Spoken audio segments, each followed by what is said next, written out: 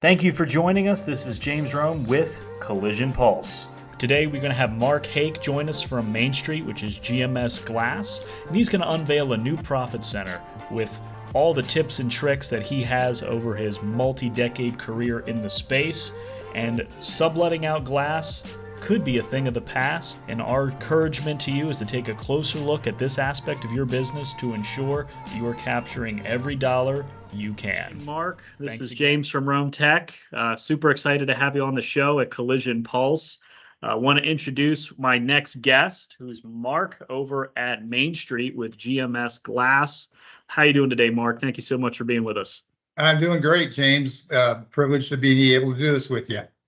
Yeah, I'm so excited to talk about glass. I think it's one of those things traditionally in the collision space, at least, where it does not get the conversation and thought that it deserves.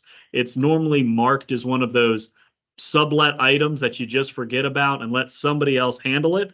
And I'm super excited for you to shed some light on what that looks like in today's market. Now, just to kind of give everyone some idea of your background, would you be able to kind of discuss some of your experience in the space?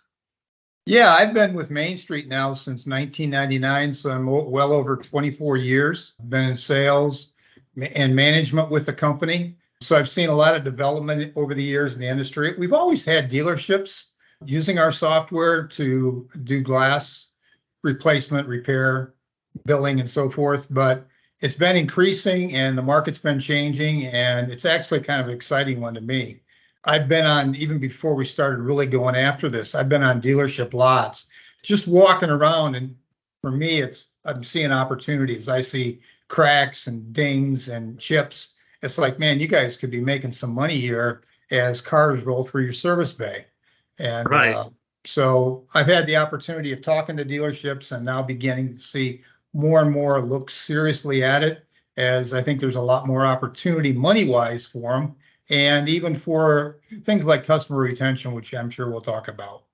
Absolutely. Now, over the years that you've been in the industry, what do you see the trends at these like average ticket prices? Because obviously technology and vehicles are increasing, and this is really starting to become a real profit center that people should be taking a closer look at. What have you seen some of these increasing claims happening in your experience? Oh, yeah, I've seen ticket prices. They were down there for a while, 2.5, 260, 290. Now we're seeing them 350 and up by the time you get into calibrations. I've seen tickets up $900 and $1,000 again. It's been a long time since we've seen Wow. those kind of ticket prices.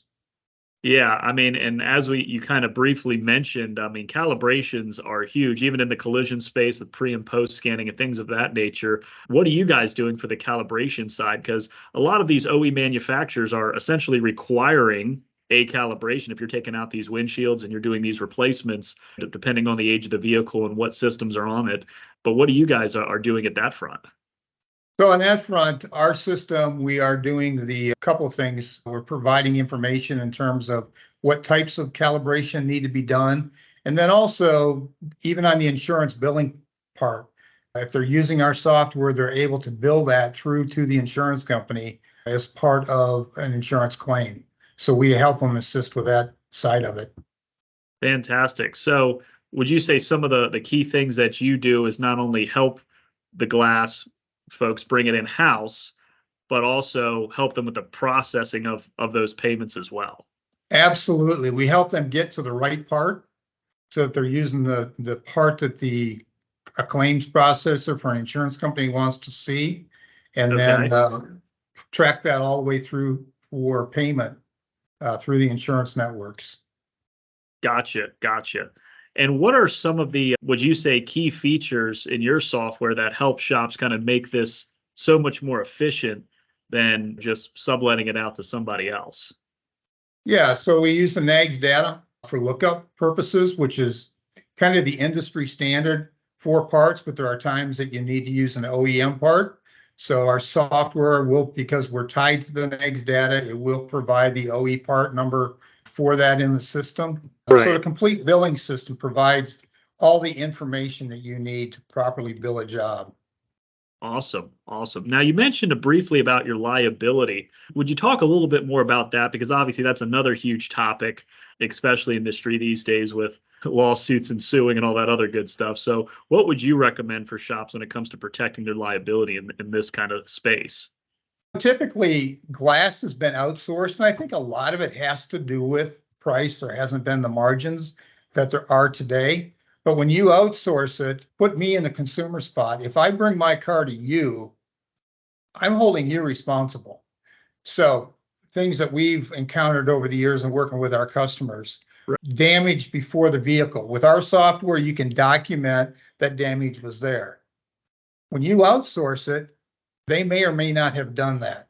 And so when the car goes Oh, back to the customer, now you're liable, not the shop, but you as the dealership. I took my car to you, you're liable. So damage that was existing or things happen to the vehicle. A common one I hear of is scratches on the dash or a cut yeah. headliner. So again, having it done in the shop, I think you're going to be a little bit more careful and observant. And our software, again, will help you with features that we have in the software, document the condition of the vehicle, both before and after the claim has been done. Yeah, no, that makes total sense. If I take my car to my local dealer, um, obviously, if there's an issue, I'm going right back to that dealer, not to their whatever subcontractor that Exactly. they use. So I Yep. totally get that. You kind of want to make your your shop or your dealer space a one-stop shop for the customer where you're handling all that internally. But what would you say to dealers that maybe they don't have a body shop? Would they still be able to take that operation and just bring it totally in-house? Absolutely. There's no reason you can't do it in a service bay. Wow. A, a quick one is a repair. Many insurance companies will waive any deductible and you can do a repair right there in your service bay. But then as far as an actual replacement, you don't have to have a body shop. If you just got a place, and I can give you all kinds of stories of what I'm seeing happening in the industry.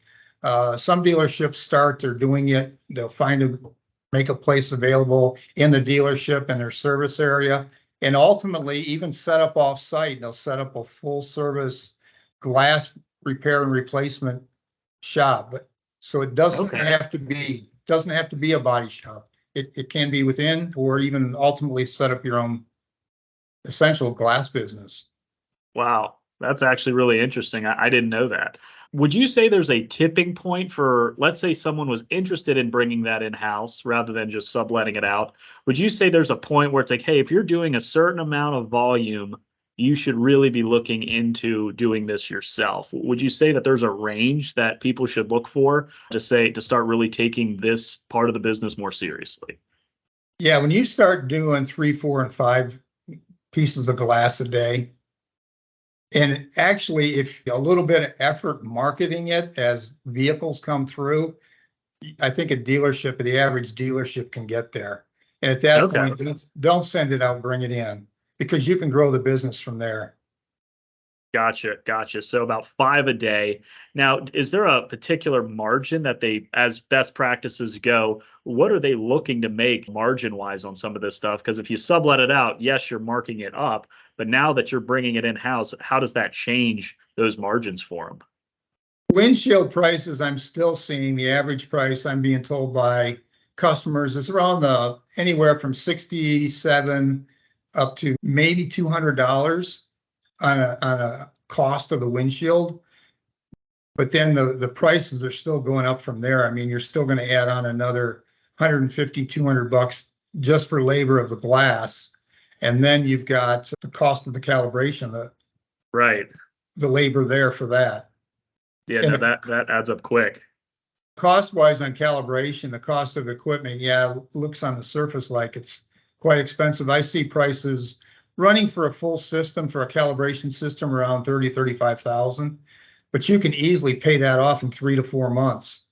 And now it's sheer, other than an annual charge that your supplier is going to give you for licensing, now it's basically it's profit because Wow. what you're paying, what you're paying your technician for doing the calibration, you're going to clear a lot more than that on the actual billing.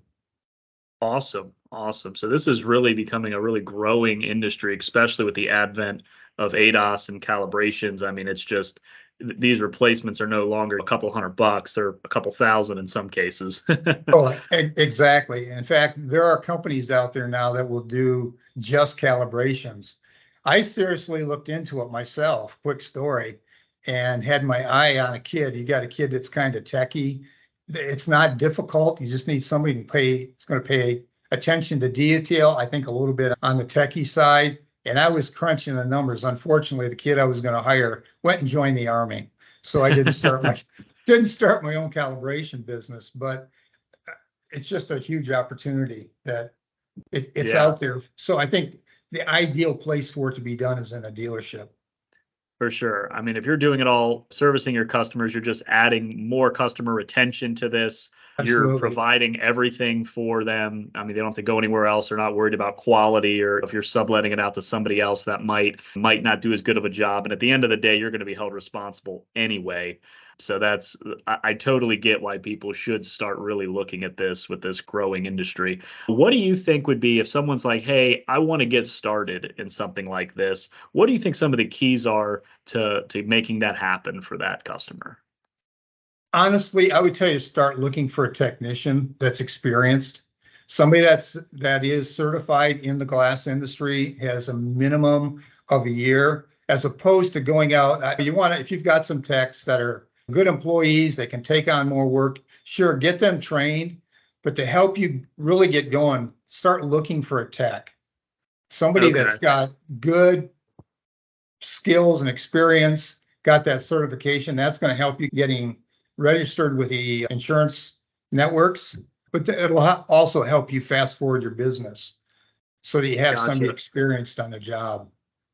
Do you guys direct anyone for training? If let's say they found a guy that just wants to kind of hop into that business, or they found someone that's a good employee, but he's not, let's say, trained in that field yet, do you guys recommend where to go for that?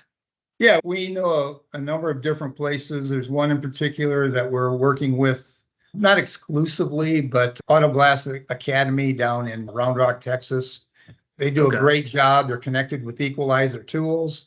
So they're getting trained on actual tools and the supplier for the tools. But there are some others that we can connect you to if that doesn't work out for some reason. But absolutely, we can help get you to the right place to get training and even save you a little bit of money on the training side of it. Oh, that's awesome.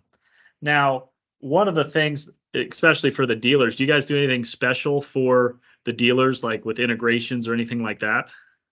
One of the things that we're doing down the road that we will be doing more is we are integrating with CDK.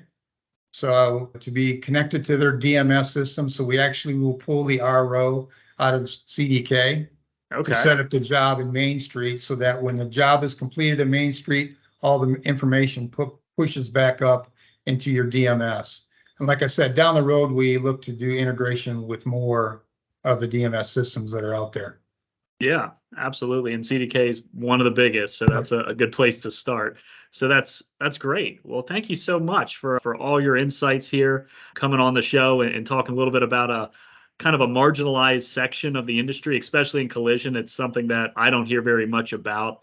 And obviously, with the advent of ADAS and smarter vehicles and technology advancing, I mean, this is truly a new profit center that people really should be looking at. So if someone wanted to ask any follow-up questions of you, do you have any contact information or things that they could go to or a website they would visit to learn more? Yeah, sure. Our website is gmsdealerships.com, or they can email me. It's just simply mark@gmsdealerships.com. Email will come right back to me, and I'll be glad to follow up with them. Hey, fantastic. Well, thank you so much for your time. I hope you have a great day, and I'm sure we'll be talking again soon. Yep. Thanks, James. Have a Hey, great one. thank you. You Yep. too. Bye now. Bye-bye.